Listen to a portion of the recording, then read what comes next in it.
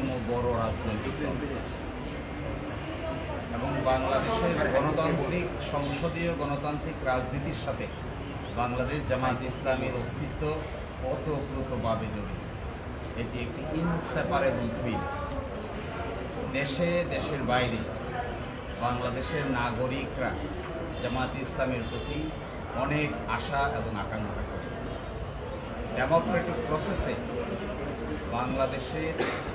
বাংলাদেশ জামায়াতে ইসলামীর রাজনৈতিক নিবন্ধন ছিল ইলেকশন কমিশনে, সেটি গণতান্ত্রিক উপায়ে ক্যান্সেল করা হয় নাই। তড়িঘড়ি করে ইলেকশন কমিশনের সামনে দরখাস্ত পেন্ডিং থাকা অবস্থায় আদালত মেজরিটির ভিত্তিতে এই রেজিস্ট্রেশনটিকে ক্যান্সেল করেছে। এর বিরুদ্ধে আমরা আপিল করেছিলাম। আপিল মামলার শুনানি হয়েছে, আগামীকালকে আবার শুনানি হবে। আজকে শুনানিতে মূল কথাটা যেটি এসেছে তার প্রথম ছিল যে প্রক্রিয়ায় আমাদের হাইকোর্ট বিভাগ এই নিবন্ধন ক্যান্সেল করেছে, বাতিল করেছে, এই প্রক্রিয়াটি মূলত ইলেকশন কমিশনের সামনে বিচারাধীন ছিল, বিবেচনাধীন ছিল।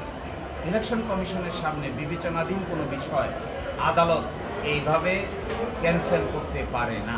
এটিকে ইংরেজিতে বলে প্রিম্যাচিওর। আর সেকেন্ড কথা হলো, যারাই রিট পিটিশন দায়ের করেছিলেন তাদের কোনো লোকাল স্ট্যান্ডাই নাই। তারা নিজেরাই পক্ষ দোষে দুষ্ট, তারা নিজেরাই ইনমোটিভলি রাজনৈতিকভাবে হেয় প্রতিপন্ন করার জন্যই এই মামলা দায়ের করেছিলেন। আর সর্বশেষ আমরা বলেছি যে গণতন্ত্রে এইভাবে জামাত ইসলামীর মতো একটি গণতান্ত্রিক রাজনৈতিক দলের নিবন্ধন বাতিল করে দিয়ে মূলত বাংলাদেশের রাজনীতিতে একটি অনিশ্চয়তা তৈরি করা হয়েছিল, যা নাকি ডেমোক্রেটিক প্রসেসকে ক্ষতিগ্রস্ত করেছে।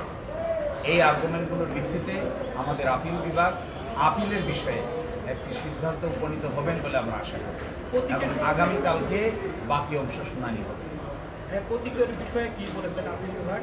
আপনারা কি বলেছেন? জামায়াতে ইসলামীর দাঁড়িপাল্লা প্রতীক ছিল, আপনারা সবাই জানেন। আজ থেকে না, জামাত প্রতিষ্ঠার পর থেকেই দাঁড়িপাল্লা প্রতীক জামাত ইসলামীর মার্কা হিসেবে বিবেচিত। বাংলাদেশের সকল সংসদীয় নির্বাচনে জামাত ইসলামী দাঁড়িপাল্লা প্রতীক নিয়েই অংশগ্রহণ করেছে এবং সবসময় সংসদে আসন সংখ্যা নিশ্চিত করে সরকারেও অংশগ্রহণ করেছে এই দাঁড়িপাল্লা প্রতীক। কিন্তু হঠাৎ করে 2016 সালে ফুল কোর্ট সভার একটা সিদ্ধান্তের ভিত্তিতে এই দাঁড়িপাল্লা প্রতীক ব্যবহার না করার জন্য নির্দেশ দেওয়া হয়। আমরা সেটিও আদালতে তুলেছিলাম।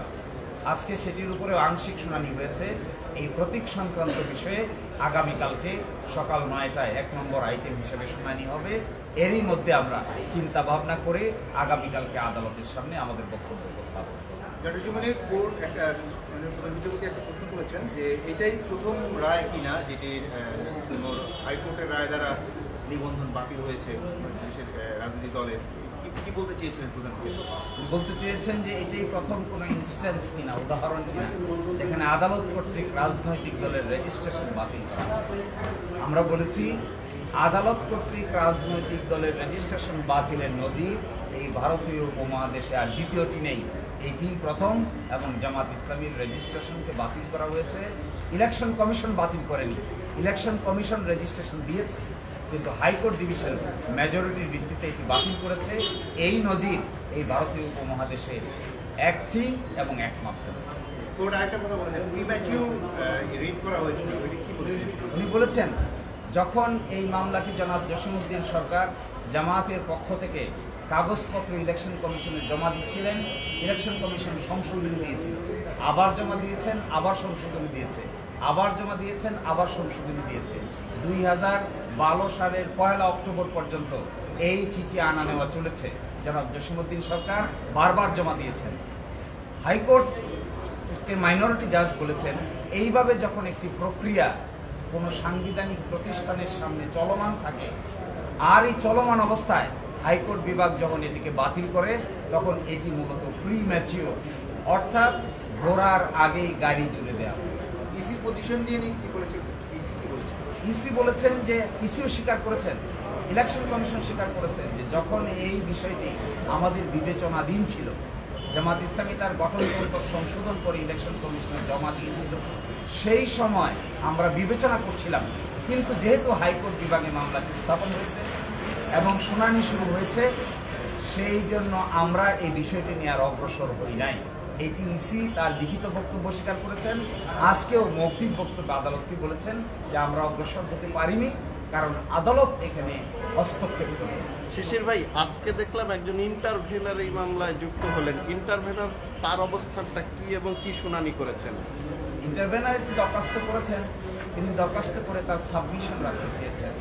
শেষের দিকে মাননীয় প্রধান বিচারপতি বলেছেন যে ওনারা মনে করছেন এখানে আর বাড়তি সাবমিশনের প্রয়োজন নাই, তারপরেও দরখাস্তটি আগামীকালকে নিষ্পত্তি করবেন। আমাদের এই দরখাস্ত সিম্বল এবং ওনার ইন্টারভেনের দরখাস্ত দুটি বিষয়েই আগামীকালকে প্রথমার্ধে সকাল 9টায় 1 নম্বর আইটেম হিসেবে শুনানি হবে। না, লিগ্যাল ব্যাপার। ওটা রাজনৈতিক দাঁড়াইতে হবে। নামান ছবি নিবে।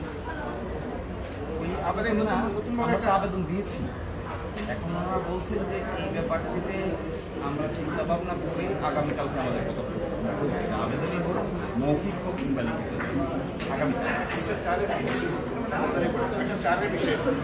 104 ব্যাপারে বলছেন যে 104 এইভাবে অ্যাপ্লাই করা যায় কিনা, এই ব্যাপারে আমাদের আইনগত সাবমিশন সেটাও নিশ্চয়ই আজকে আমরা আইন কেমন দেখবো আর ডিসিশন নিব।